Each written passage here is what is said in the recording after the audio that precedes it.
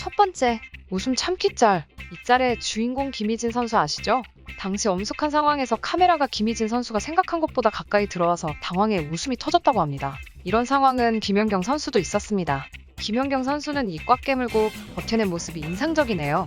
두 번째, 양갈래 머리. 김희진 선수의 어릴 적 모습에 자주 보이는 양갈래 머리. 이 양갈래 머리는 사실 서울중앙여고는 배구 선수가 머리를 길러서 양갈래로 묶고 다니는 전통이 있었다고 합니다.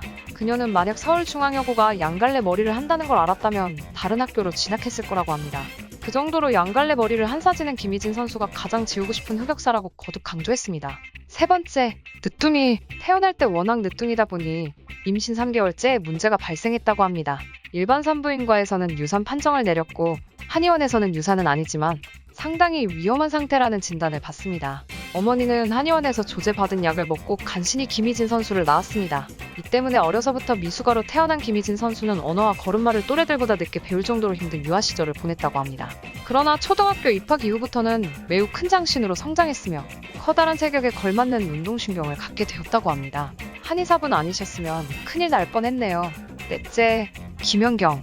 나 혼자 산다에서 나왔듯이 김연경 선수에게는 아직도 막내 취급을 당하고 있습니다. 2009년부터 2011 런던 올림픽 때까지 대표팀 막내였기 때문입니다. 2016 리우데자네이루 올림픽에서 실수가 잦아 악플을 많이 받자 김연경 선수는 후배를 위해서 인스타그램 댓글을 프린트해서 칭찬하는 댓글만 잘라다가 사진 앨범에 넣어 선물했습니다. 이 끈끈한 선후배 관계는 시간이 지나도 이어졌습니다.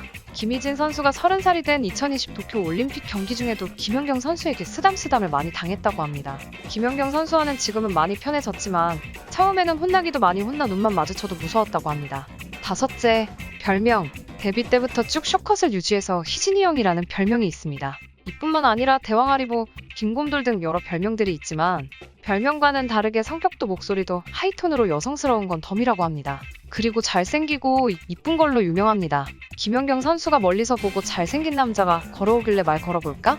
했는데 알고 보니 김희진 선수여서 굉장히 실망했다고 합니다. 여담으로 팬이 머리 기르면 여신이라고 하자 자신도 알고 있으며 인간계를 탈출하지 않기 위해 기르지 않는다고 말했죠. 여섯 번째, 성격. 성격은 밝고 명랑해서 농담을 즐기거나 동료들과 장난치기를 좋아합니다. 리액션이나 추임새도 좋아 회식을 할 때면 분위기 메이커를 도맡아서 한다고 합니다.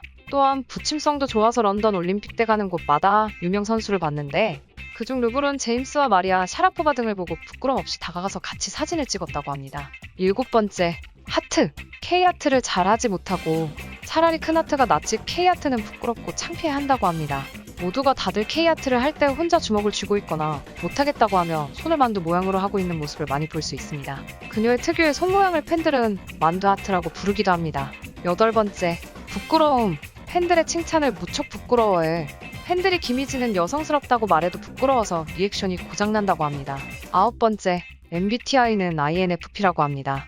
열정적인 중재자 유형으로 잔다르크 형이라고 합니다. MBTI의 INFP는 감정적이고 즉흥적인 면이 강해서 편해 보일 수도 있지만 사실 누구하고든 깊게 어울리기가 조금 힘들고 독고다이를 많이 하는 성격이라고 합니다. 김희진 선수는 생각보다 쉽게 의기소침해한다고 합니다.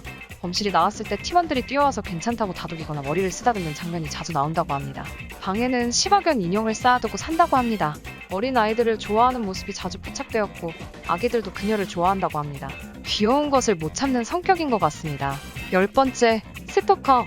김희진 선수는 배구 선수 생활을 하면서 스토커가 다수 생겼다고 밝혔습니다. 5년이 넘는 기간 동안 괴롭힘을 넘어 집착에 가까운 온라인 스토킹을 당했다고 합니다.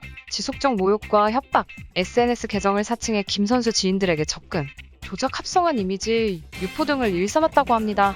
아까 김희진 선수의 성격을 보셨으면 아시다시피 처음 김희진 선수는 스토커들에게 잘 대해 주었을 겁니다. 하지만 벌써 그 짓을 5년이나 당했다고 하니 이제는 김희진 선수도 참지 못하겠죠. 그녀는 다수의 스토커들을 고소하였다고 합니다.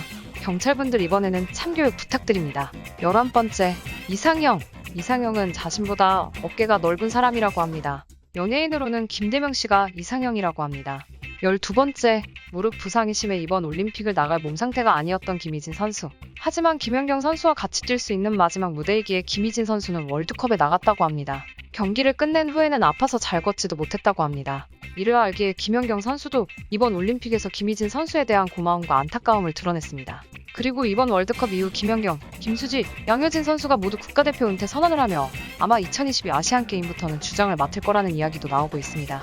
연합뉴스에서도 앞으로 대표팀을 이끌어야 할 김희진이라고 언급하였고, 김희진 선수도 언니들이 해왔던 것처럼 밑에 후배들을 잘 이끌 수 있도록 고민하고 생각해봐야 할 것 같아요 라고 전했습니다. 김연경 선수는 강한 리더십으로 팀을 이끌어왔다면 김희진 선수는 부드러운 카리스마로 팀을 이끌 것 같습니다. 과연 김희진 선수가 이끄는 대표팀은 어떤 멋진 활약을 보여줄까요? 기대하셔도 좋습니다. 오늘은 김희진 선수에 관해 알아봤습니다. 영상이 재미있으셨다면 좋아요와 구독 눌러주세요. 감사합니다.